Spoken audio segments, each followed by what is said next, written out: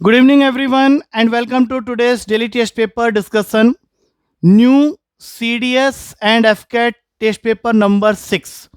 तुम्हें पता है कि हम ये टेस्ट डेली बेसिस पे इंस्टीट्यूट प्रीमिसेस में कंडक्ट करते हैं इन द मॉर्निंग हाफ, और सेकेंड हाफ में मतलब इवनिंग में इसी पर्टिकुलर टाइमिंग्स में मैं हमेशा इसके सॉल्यूशन के डिटेल डिस्कशन के साथ आता हूँ। मार्क्स एंड आंसर की तो मॉर्निंग में मिल जाते हैं बच्चों को, but yes they definitely wait for the solution, especially those जो कि ज़्यादा अच्छे नहीं है मैथ्स में, उनको सॉल्यूशन का बहुत इंतजार होता है। एंड दो students who have secured good marks, जैसे कि आज के पेपर में आई गेस हाईएस्ट वाज 12, तो जो बच्चा अभी 12 लाया होगा वो अभी तक वेट नहीं कर रहा होगा, मेरे ख्याल से उसने बाकी जो क्वेश्चन वो नहीं कर पाया होगा वो अभी तक कर चुका होगा। तो इन जनरल एक सभी को इसका सॉल्यूशन मिले, इसलिए ये वीडियो मैं अपलोड कर रहा हूं। तो स्टार्ट करते हैं आज के पेपर का डिस्कशन और देखते हैं कि किस तरह का ये पेपर था। तो सबसे पहला क्वेश्चन, अगर हम लोग इसके स्टेटमेंट को सही से पढ़ लें तो विदाउट डूइंग एनी कैलकुलेशन हम लोग इस क्वेश्चन को सॉल्व कर सकते हैं। जैसे कि क्वेश्चन क्या कह रहा है कि 46 square is subtracted from the square of a number. मतलब पहले तुमको x एक नंबर लेना है, उसका स्क्वायर करना है, और उसमें से 46 स्क्वायर को जब माइनस करेंगे तो आंसर आएगा 485। तो ये वैल्यू क्या है ये तुमको बताना है। तो इसके लिए तुम दो तीन चीजें कर सकते हो। मैंने क्या किया था, सीधा ऑप्शन पिक किया था 51, 49, 56। मैंने सीधा, मुझे आइडिया लगा कि 51 से ये बात बन सकती है। देखो क्यों, क्योंकि 51 का स्क्वायर माइनस 46 का स्क्वायर जब तुम करोगे तो ए स्क्वायर माइनस बी स्क्वायर की आइडेंटिटी लगाने पे यहाँ आता है 51 प्लस 46 और यहाँ आता है 51 माइनस 46। और ये तो तुमको पता ही है कि 51 माइनस 46 5 है, और कोई भी नंबर जीरो को छोड़ के अगर किसी और डिजिट से खत्म होता है तो उसको एक ऐसे नंबर से अगर तुम मल्टीप्लाई कर रहे हो जो कि 5 से खत्म होता है तो ऑब्वियसली उसका आंसर भी 5 से खत्म होगा। तो ये आइडिया लगा के जब मैंने इसको सॉल्व किया तो ये दे रहा है मुझे 97, और 97 इंटू 5 करोगे तो 485 ही आएगा। तो मैंने इस लॉजिक से इस क्वेश्चन को किया। बाकी किसी भी नंबर को अगर मैं यहां पे डालता, जैसे 49 डालता, तो 49 माइनस 46, 49 प्लस 46, तो वो मुझे देख के ही लग रहा था कि 485 बनेगा नहीं। 56 लेता तो 56 प्लस 46, 56 माइनस 46 फिर पॉसिबल नहीं था। 53 फॉल प्लस 46, 53 माइनस 46 उसमें भी नहीं था। तो सीधा सीधा मैंने टिक किया कि B is the correct answer. बाकी तुम इसको चाहो तो सॉल्व करके भी देख सकते थे।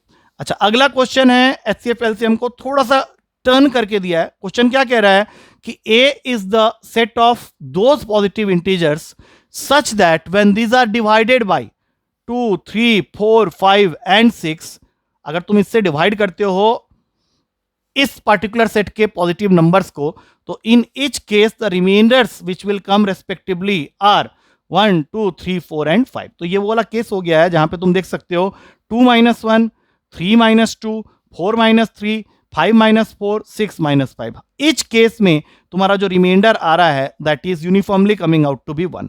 तो इसके लिए मैंने तुम लोग को जो तरीका बताया था वो क्या था कि जिस नंबर से तुम डिवाइड करने की बात कर रहे हो उन सारे नंबर्स का एलसीएम निकाल लो, और उसके साथ में ये जो माइनस करके आ रहा है यूनिफॉर्म डिफरेंस ऑफ 1 उसको ऐड कर दो। तो 2, 3, 4, 5, 6 का एलसीएम निकालोगे तो वो 60 आएगा, और प्लस 1 करोगे तो 61 हो जाएगा। आई थिंक 61 को छोड़ के अगर तुम ढूंढोगे 0 से 100 के बीच में तो कोई भी नंबर ऐसा नहीं मिलने वाला। 61 इज द ओनली या इकलौता नंबर जिसको जब तुम 2 से डिवाइड करोगे तो रिमाइंडर 1 आएगा, 3 से डिवाइड करोगे तब भी 1 आएगा, 4 से डिवाइड करोगे तब भी 1 आएगा, 5 से डिवाइड करोगे तब भी 1 आएगा, और 6 से डिवाइड करोगे तब भी रिमाइंडर 1 आएगा। तो 0 से 100 के बीच में ऐसा नंबर सिर्फ एक ही है। So B is the correct answer. अगले क्वेश्चन में चलते हैं। अगला क्वेश्चन है LCM of two numbers is 20 times their HCF. और ये तो हम लोग को पता ही है कि एलसीएम जो होता है वो एचसीएफ से हमेशा बड़ा भी होता है और उसका फैक्टर भी होता है। तो क्वेश्चन के हिसाब से दे रखा है कि LCM is 20 times of the HCF. साथ में तुमको एचसीएफ और एलसीएम निकालने में कोई दिक्कत ना हो इसलिए उसने तुमको एचसीएफ और एलसीएम का सम भी दे रखा है दैट इज 2520। तो सीधा ये एलसीएम के जगह ये 20 एचसीएफ लिखो और ये बन गया 21 एचसीएफ, क्योंकि यहाँ का 20 एचसीएफ प्लस ये एचसीएफ इज इक्वल्स टू 2520। तो अगले ही स्टेप में तुम्हारा एचसीएफ आ जाएगा 2520 अपॉन 21, जिसको काट के एचसीएफ की वैल्यू आ गई है 120, और एलसीएम इसका 20 टाइम्स है तो एलसीएम हो जाएगा 20 इंटू 120। बस इतना काफी है। अब हमारा जो रिलेशन होता है जिन दो नंबर्स के लिए हमने एचसीएफ एलसीएम निकाला है उनका product is always equal to the product of HCF and LCM। तो HCF था 120, LCM उसका 20 टाइम्स था, and one of the number is given to you as 480। अब तुमको दूसरा नंबर नहीं पूछ रहा है, वो तुमसे पूछ रहा है what will be the triple of the second number. तो ध्यान रखना कि सिर्फ बी निकालने से बात नहीं बनेगी, वो तो मैं लिख देता हूं यहां पे कि बी निकालना है, लेकिन साथ में ये भी देखो कि इसका 3 टाइम्स पूछा है, तो इसका 3 टाइम्स मतलब एक 3 तुम नीचे भेज दो।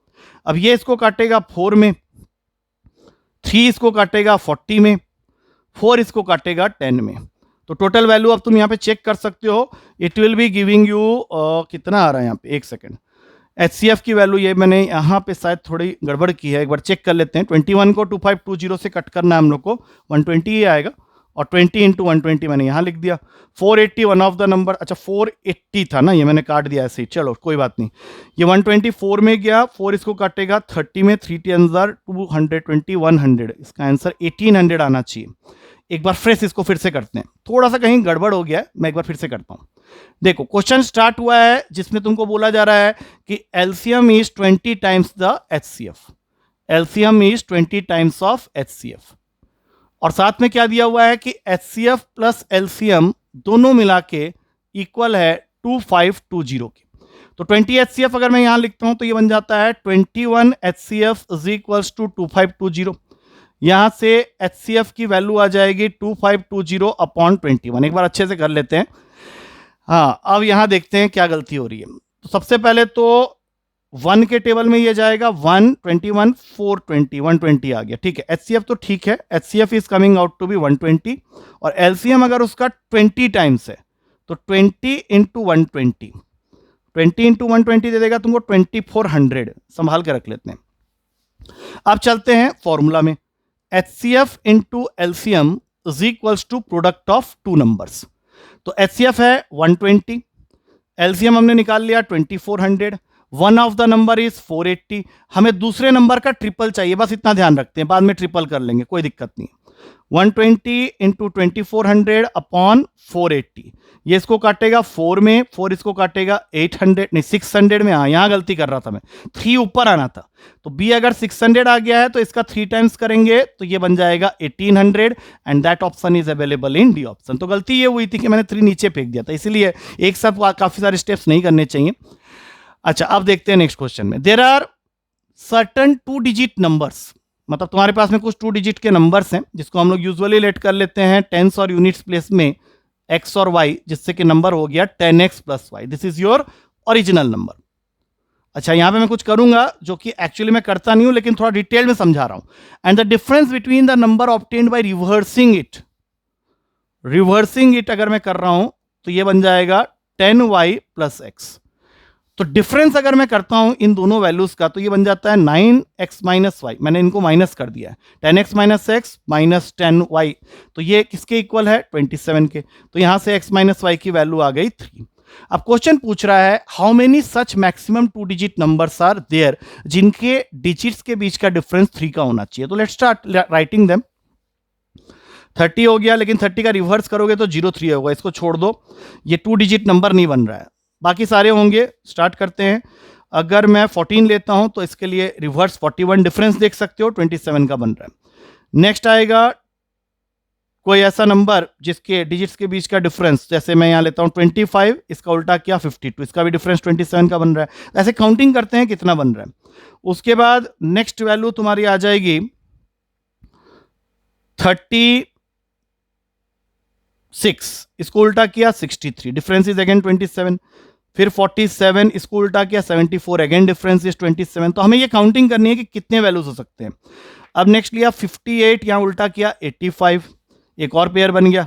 उसके बाद कौन सा आएगा, उसके बाद तो रिपीट होने लगेंगे। तो टोटल तुम्हारे 5 पेयर्स ऑलरेडी बन चुके हैं, लेकिन उसने पूछा how many such maximum 2 digit numbers are there.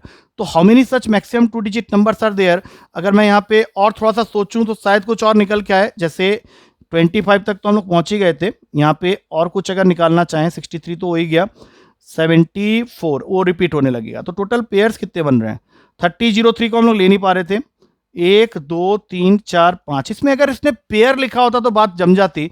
अभी हम लोग को क्या करना है, ये सबको भी काउंट करना पड़ेगा, इसलिए मैंने इसका answer D none of this मारा था।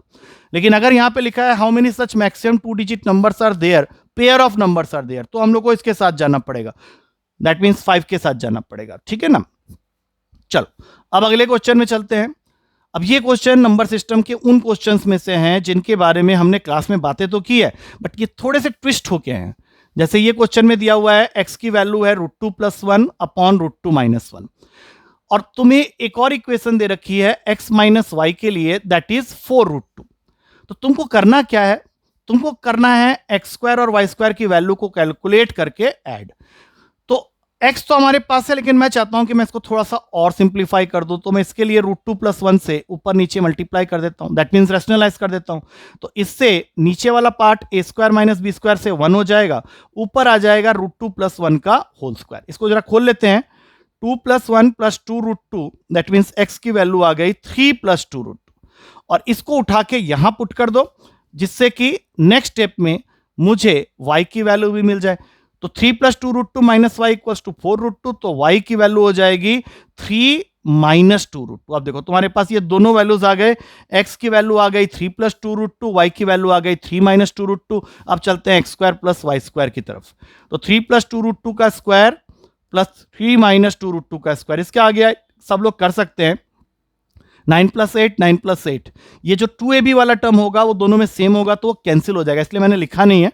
तो 17 + 17 आंसर हो गया तुम्हारा 34, that I can clearly see A option में अवेलेबल है। So correct answer is A option. अब चलते हैं अगले क्वेश्चन में। अगला क्वेश्चन भी कुछ इसी पैटर्न में नंबर सिस्टम का है। इन क्वेश्चंस की अच्छी प्रैक्टिस मैंने क्लास में करवाई हुई है। आई डोंट नो कितने लोगों ने इस क्वेश्चन को किया है। यहाँ पे क्वेश्चन कह रहा है a = 1/a - 5, और क्वेश्चन चाहता है कि तुम उसको a + 1/a की वैल्यू निकाल के दो। तो सबसे पहला काम क्या करो, इसको उल्टा कर दो। उल्टा करते ही क्या होगा, ये कुछ ऐसा दिखेगा। अब ये ऐसा दिखेगा तो सबसे पहला काम क्या करो, 1/a को इधर भेजो, 5 को इधर ले आओ, इससे तुमको a - 1/a की वैल्यू मिल जाएगी। और अब तुमको सोचना है कि a + 1/a क्या होगा। तो इसके लिए स्क्वायरिंग कर दो। स्क्वायरिंग करते ही ये 25 हो गया, ये बन गया a² + 1/a² - 2, जो कि अगले स्टेप में a² + 1/a² को बना देगा 27। यहां से a + 1/a तक पहुंचना कोई बड़ी बात नहीं है, तो एक बार मैं लिख देता हूं a + 1/a का होल स्क्वायर, जो कि होगा a² + 1/a² + 2ab, that means 2, जिसमें से तुम ऑलरेडी a² + 1/a² तो निकाल ही चुके हो। तो यहां 27 हो गया प्लस 2, दैट मीन्स 29। तो यहां से a + 1/a की वैल्यू हो जाएगी √29, और प्लस माइनस है लेकिन हम इसमें प्लस ही लेंगे क्योंकि a की वैल्यू ग्रेटर देन 0 लेने के लिए बोला गया है। तो correct answer is A option, ये चीज का ध्यान रहे। अगला क्वेश्चन आ रहा है 7th क्वेश्चन एवरेज चैप्टर का, और ये बहुत ही प्यारा सा क्वेश्चन है, बहुत ही कंसेप्चुअल क्वेश्चन है, क्योंकि यहां पे तुमको ये चीज समझनी है कि उसने तुमको 8 कंसेक्यूटिव नंबर्स दे रखे हैं, और उनमें से average of the 2 numbers that appear in the middle is 6 दे रखा है। दैट मीन्स कि average of the whole set of values, क्योंकि जब तुम इवन नंबर्स की बात कर रहे हो, 8 तुम्हारा इवन नंबर है, मतलब 1 2 3 4 5 6 7 8। मैंने इसमें तुम लोगों को समझाया था कि जब n की वैल्यू इवन होती है तो एवरेज निकालने का फॉर्मूला होता है n/2th plus n/2 + 1th value upon में 2। दैट मीन्स 8 वाले केस के लिए तुम्हारा 4th और 5th वैल्यू जो है, इनको ऐड करके बाई 2 करोगे तो एवरेज मिल जाएगा, जो कि ऑलरेडी क्वेश्चन में दिया हुआ है 6। इसका मतलब है कि पूरे सीरीज का जो एवरेज है वो भी 6 रहेगा, मतलब एवरेज ऑफ 8 वैल्यूज इज 6। लेकिन क्वेश्चन तुमसे क्या पूछ रहा है, क्वेश्चन तुमसे सम पूछ रहा है इन 8 वैल्यूज का। तो अगर एवरेज ऑफ 8 वैल्यूज तुमको 6 दिया हुआ है, तो कायदे के हिसाब से इनका जो सम होगा that will be total number of values into average, और फिर ज्यादा सोचने की जरूरत ही नहीं है, आंसर हो जाएगा B, that is 48। Next question की तरफ जाएंगे। थोड़ा सा लंबा दिख रहा है क्वेश्चन, लेकिन आई होप अगर ध्यान से किया जाए तो ये क्वेश्चन इजीली सॉल्व हो जाएगा। क्वेश्चन को बड़ी बारीकी से पढ़ते हुए चलते हैं। तुम्हारे पास में पहले 3 लोगों का ग्रुप है ए, बी एंड सी। इनका एवरेज दिया हुआ है 84। मैं भाई वो सब नहीं लिखूंगा, मैं 84 को सीधा 3 से मल्टीप्लाई करने वाला हूं, और मेरा आंसर आ गया 252। उसके बाद क्या हुआ है, another man D joins the group and now the average becomes 80 kg। मतलब इसी में अगर मैं डी को मिला दूं तो बंदे हो जाते हैं 4, और तब एवरेज हो जाता है 80, मतलब 80 इंटू 4 320। अब ये दोनों इक्वेशन में कोई गलती नहीं है। अब देखते हैं आगे क्या हो रहा है। आगे हो क्या रहा है कि another man E whose weight is 3 kg more than that of D replaces A। अब देखो यहां पे D से 3 kg ज्यादा है, एक आदमी और आने वाला है E, उसका वेट। तो पहले ऐसा करते हैं, इस डेटा से जिसमें A plus B plus C 252 है और A plus B plus C plus D 320 है, यहां से D का वेट निकाल लेते हैं। वो निकालने के लिए तुमको क्या करना है, A प्लस बी प्लस सी के जगह 252 लिख दो और D का वेट हो जाएगा 320 माइनस 252। ये तुम कैलकुलेट कर सकते हो। 68 मैं एक बार कर लेता हूं क्योंकि कई बार क्या होता है गलत हो जाता है, और फिर 68 सही है बिल्कुल। डी की वेट आ गई है 68 केजी और ई उससे 3 केजी ज्यादा है, आई थिंक। हाँ, E whose weight is 3 kg more than that, तो ई का वेट हो गया 71 केजी। तो अभी हो क्या रहा है कि ई ने रिप्लेस किया है ए को, दैट मीन्स अभी तुम्हारे पास आ जाएगा B plus C plus D plus E. तो इनका average after replacing A, B C D और ई का एवरेज है 79, मतलब 79 को मुझे मल्टीप्लाई करना है 4 से, तो ये कितना हो जा रहा है मेरा 316, जिसमें से मुझे ई का वेट तो पता ही चल गया है, तो B plus C plus D, E के जगह लिख देता हूं 71 और इसको माइनस कर देता हूं इससे, 316 माइनस 71, तो ये बन गया 316 माइनस 71 करूंगा तो ये आ गया 245, मतलब B plus C plus D मिला के 245 हो गया। तो मेरे ख्याल से अब आंसर के बिल्कुल नजदीक है, क्योंकि एक इक्वेशन में a plus B plus C plus D 320 है, जिसमें से b plus C plus D मैंने निकाल ही लिया 245 है। हमें पूछा क्या है, वेट ऑफ ए, तो अगर मैं इस वैल्यू को यहां पुट कर दूंगा तो a के लिए वैल्यू आ जाएगा 320 minus 245, that means correct answer is 75 kg का तुम्हारा a है, that means C is the correct answer. इस क्वेश्चन को तुम आराम से कर सकते थे, कोई बहुत बढ़िया क्वेश्चन नहीं था मेरे हिसाब से, ठीक ठाक क्वेश्चन था जिसमें बहुत सारे इफ्स एंड बट्स के साथ वो क्वेश्चन आया था, बट अगर तुम उसको इक्वेशन वाइज लिखना स्टार्ट कर दो तो इजीली क्वेश्चन सॉल्व हो जाएगा। ये क्वेश्चन तो सिंपल है बिल्कुल, तुम्हारे पास में रेशियोज दिए हुए हैं और यहां पे तुमको फॉर्मूला का वो अच्छा खासा यूज करवाएगा, x cube minus y cube upon x square plus x y plus y square. इसकी वैल्यू दे रखी है 5/1 और मुझे पता है A cube minus B cube की आइडेंटिटी से अगर मैं इसको खोलता हूं तो तुम्हारा जो सेकेंड ब्रैकेट बनेगा after writing the formula for this, that will get cancelled with the denominator. अब जरा ध्यान से देखो क्या हुआ, तुमने x cube minus y cube का फॉर्मूला लिखा जो कि होता है x minus y multiplied with x square plus x y plus y square, तो वो वैल्यू नीचे वाले के साथ कैंसिल हो गई और तुम्हारा डायरेक्ट एक्स माइनस वाई की एक वैल्यू आ गई 5। अब इसी तरह से एक दूसरा इक्वेशन है जहां पे रेशियो दिया हुआ है x square minus y square का विथ एक्स माइनस वाई और ये रेशियो है 7/1, तो इसको ब्रेक करेंगे x plus y into x minus y upon में x माइनस वाई, और अगर ये 7/1 के इक्वल है तो ये दोनों कैंसिल होंगे, x माइनस वाई और एक दूसरा इक्वेशन रेडी हो गया x plus y equals to 7। I think इन दोनों इक्वेशन को तुम बहुत इजीली सॉल्व कर सकते हो, यहीं देख के भी बता सकते हो। 6 और 1 इसके वैल्यूज होंगे, x की वैल्यू 6 होगी, y की वैल्यू 1 होगी। अब देखो क्वेश्चन क्या चाह रहा है, क्वेश्चन चाह रहा है 2x रेशियो 3y, तो 2 into 6 ratio 3 into 1, 12 ratio 3, final answer is 4 ratio 1। मेरे ख्याल से ये ऑप्शन अवेलेबल है, B is the correct answer. अब चलते हैं आखिरी क्वेश्चन की तरफ। आखिरी क्वेश्चन है हमारा, what is the quantity that must be added to each of the terms a ratio b such that the new ratio becomes c ratio d। Question को थोड़ा मैथमेटिकली फॉर्म करते हैं, a बाई बी के form में ratio दिया हुआ है, अब तुम्हें क्या करना है, दोनों में एक एक क्वांटिटी ऐड करनी है। दैट मींस सपोज कर लेते हैं कि जो क्वांटिटी तुमने ऐड की है वो x है और इससे तुम्हारा न्यू रेशियो क्या आ गया, c/d। तो क्वेश्चन चाहता है कि तुम इस x की वैल्यू को फाइंड आउट करो। आई थिंक इससे इजी कुछ हो नहीं सकता, क्रॉस मल्टीप्लाई करेंगे, AD plus XD is equals to BC plus XC। अब x वाले लोग को एक तरफ खींच लेते हैं, XD माइनस C, और इनको वहां भेज देते हैं BC माइनस AD। धीरे धीरे मुझे आंसर दिख जाएगा अभी।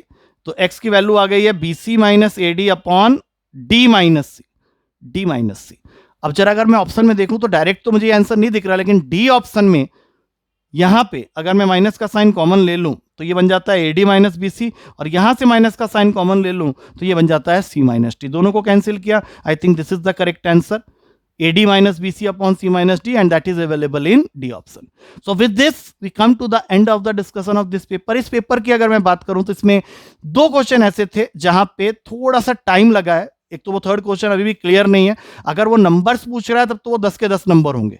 अगर वो पेयर ऑफ नंबर्स पूछ रहा होता तो उसका आंसर 5 होता. उसके अलावा I think all the other questions we have done with very ease. तो पेपर के सॉल्यूशन को अच्छी तरह से देखो. हर वो बच्चा जो हमारे साथ जुड़ा हुआ है वो भी, और जो हमारे साथ नहीं जुड़ा हुआ है, अगर वो क्वेश्चंस ढूंढ रहा है करने के लिए, तो this can be a good practice set. कल मिलते हैं नेक्स्ट पेपर के डिस्कशन के साथ. Till then take care and thank you to all of you.